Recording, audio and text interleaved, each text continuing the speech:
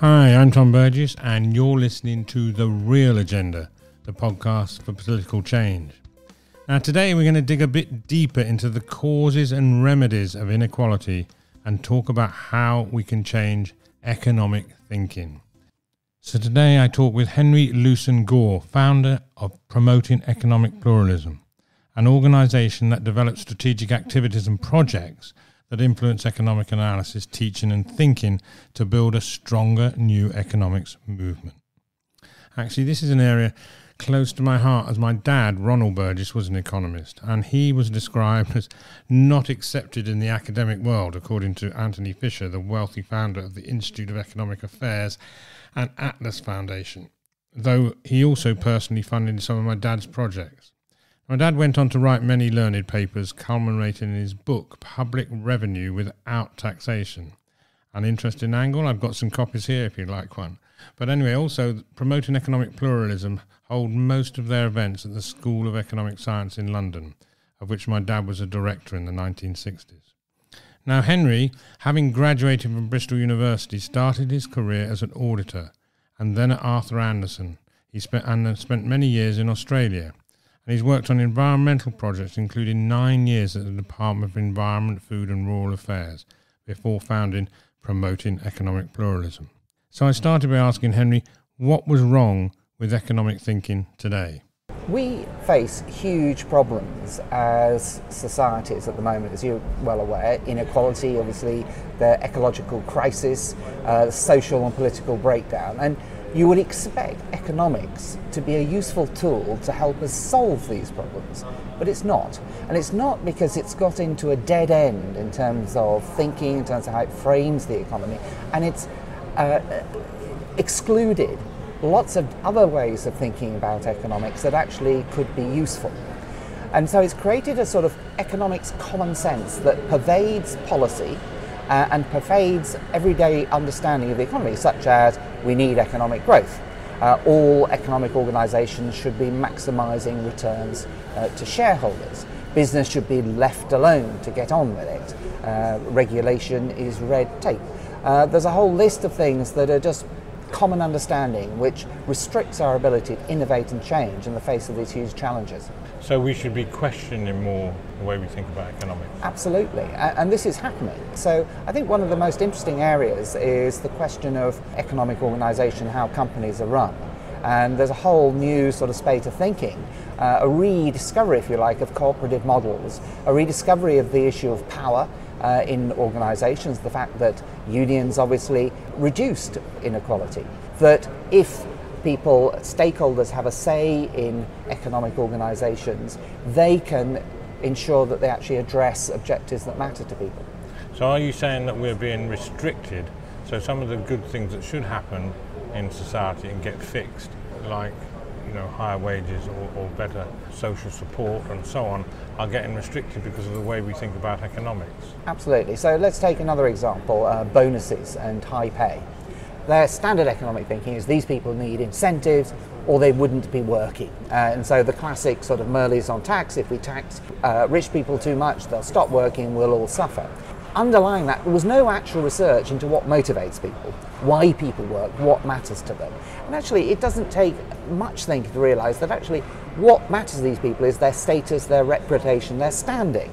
And so it's their relative position that's absolutely key. It's not the absolute. They don't need extra money. They need to be in the pecking order. They want to compete and so on. So there's no reason they need to be paid more. But of course, if one lot of people are being paid less, then they'll look, they'll fight to be on a line with other people. So reconfiguring, reframing the problem allows us to find solutions. Of course, we do need the people at the bottom to be paid more.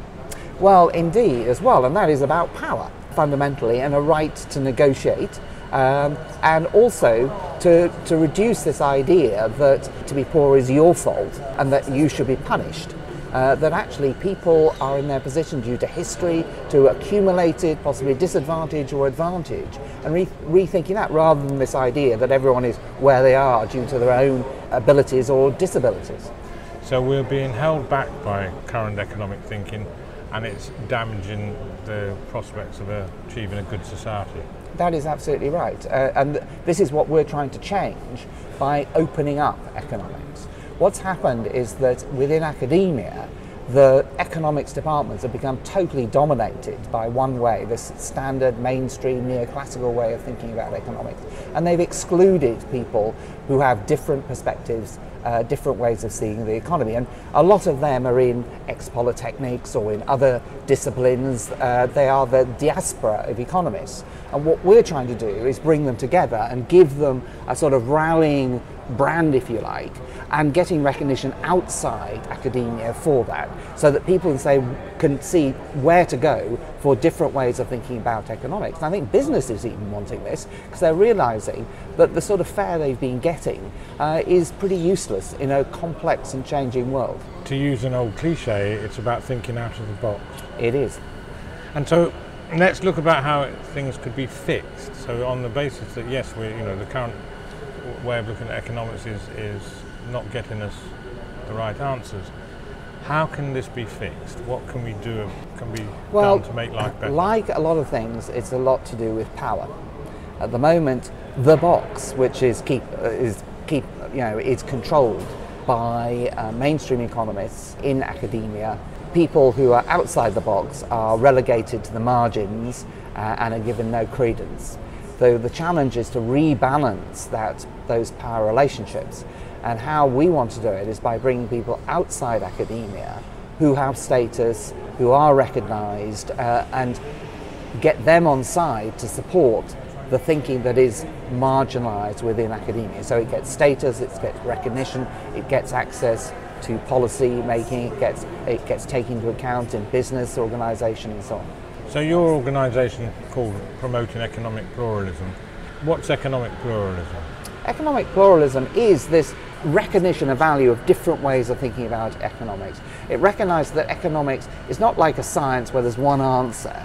It's actually essential about values, perspectives, what you think the right way to live is, how you think the society should be organised. That depends a lot on your history, your background. If you're a Scouser from Liverpool, your perspective on the economy and how it works will be very different from someone who's come from Eton. So what sort of things are you doing to make this happen?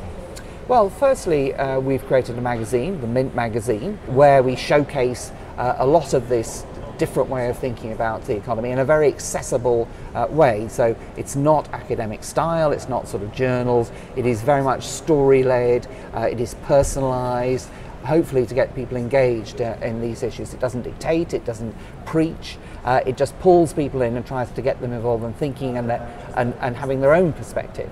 We have events, monthly events. We've got Ha-Joon Chang tonight. Next week we've got an event on the Green New Deal with Ann Pettifor and others. So, and we've got one later on universal basic income. We have regular events where we have 30, 40, we've got 70 people coming tonight, 50 or 60 people next week. We're also creating an accreditation system for master's courses that take a pluralist approach to teaching. So teach economics in a way that recognises different ways of thinking, is embedded in reality, and is taught in a proactive way. So it allows people to be critical, to learn for themselves as well. Because one element of mainstream economics, it's more like training than an academic discipline. It's a one-way communication, and it gets basically students are required to reproduce theories and fill in multiple choice questions. The ability to think has been squeezed out of economics. When you talk about the things, is there a different way or there's a multitude of different ways? And there are a number of different perspectives. We must recognise that the economy is a complex system. Each particular person or way of thinking will view a part of the system from a particular perspective. And I think understanding the economy, it's a collective enterprise, because you have to bring together people with different ways of thinking, who see different parts of the system, have different histories and backgrounds, to forge common ground around ways to manage the economy for the good of all. So on the real agenda, we're obviously focused on the key issues of inequality and all the hardship and suffering that goes with that. How does this relate back to resolving the big issue of extreme economic inequality? Well, firstly, taking a pluralist approach recognises that the voices of the dispossessed, the poor, the people who are losing out are important. How they see the economy, how it works or doesn't work for them, are absolutely essential in working in finding solutions. But it also recognises that actually power is a crucial part of the economy. And this is totally ignored by mainstream economics. But there are other strands of economics, institutional economics, post-Keynesian economics, that actually recognise that power really matters. And so bringing that thinking into the equation and looking how institutions embed power relationships and distort relationships. This then also relates to our damaged democracy. It does, because again, other perspectives around the economy see the economy as interlinked with the democratic system, with the social system and so on. And of course, what has happened by the idea that businesses should maximise their value to shareholders, of course one way of doing that is actually buying democracy and getting the regulations that suit them. Mainstream economics said, oh well, of course, they didn't actually factor that possibility into their equations. They just thought that the business would take the law as given. But of course they don't. They go around finding the laws or influencing governments to create the laws on tax, on other standards and everything that will suit them. So what would be the prime legislation or action that you would like taken? If someone said, well, you can do this, what would you want to get done as the first thing? Well, I'd say from the position of promoting economic pluralism, it is more about process than concluding on particular answers. So economic pluralism is more akin to democracy. It's about giving people a place, respecting their views, having a proper debate and argument. It's about having a better democracy that is better informed when thinking about the economy.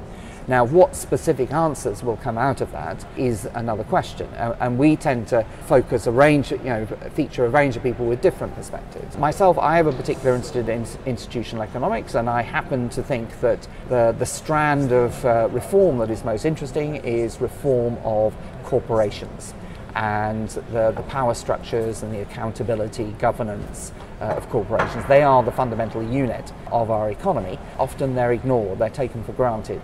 So I think change there. There's great thinkers like Colin Mayer, professor at Oxford University in the future of corporations, which is quite radical in terms of recognising that the nature of corporations need dramatic change. So what can we, the people, do to help bring about the sort of changes that you're talking about? Well, I think the first thing is that we, the people, need to recognise that we are citizens primarily, not consumers. We may do some consumption, but one of the things that mainstream economics done is try to put us in a box, one of their many boxes, and the box is consumer. And the consumer's power is just about what they buy. And that is a total misunderstanding. We are citizens. We have the right to protest. We have the right to ask our local stores, ask our supermarkets, why are they selling food that is damaging the economy? It's not our choice of whether we buy it or not. Why are they selling it in the first place? That is the question, the sort of questions we should be asking. And if that is together with a political perspective that says these organisations should be accountable for their policies and what they sell and how they source things and so on, then that gives an added space for us as citizens to engage with the economy. So demanding that and looking, I think there's a whole range of bits of the economy which have huge impacts on climate change, for instance, housing, food, transport and so forth. Policies that made them more democratic, more accountability, allowed us as the people to have our say, would be crucial in making a difference in how they acted. So I think we have to stand up and demand accountability of economic institutions. Okay, Henry, that's great. Thank you very much, and I wish you the best of luck with rising up to the challenge. A pleasure, Tom. Thanks very much. Thanks so much for that, Henry. That was very enlightening. You can find out more about promoting economic pluralism at economicpluralism.org or about Mint Magazine at themintmagazine.com, which indeed has also carried one of my articles. So as Henry says, if we're to bring change, we need to change the way we think about economics. Indeed, we seem to be stuck in the past here. Our world has moved on and we need the study and application of economics to be updated. Speaking from personal experience, having studied economics at school and as part of my degree, as well of course the personal lectures over the dinner table from my dad many years ago, I can see the need to vigorously challenge current mainstream thinking. So what do you think? Contact us at info@realagendaradio.org or via our website realagendaradio.org. We'd love to hear your views, and we hope that we've helped to inform, involve and inspire you into action. So special thanks to our sponsors, the Reverse Media Group, one of the fastest growing search and media companies. Find out why at reversemediagroup.com. One thing is certain, people want to see change to a more compassionate and just society, as well as more courageous politicians prepared to do the right thing for people over party. This is urgent and it's up to us to make it happen. That's The Real Agenda.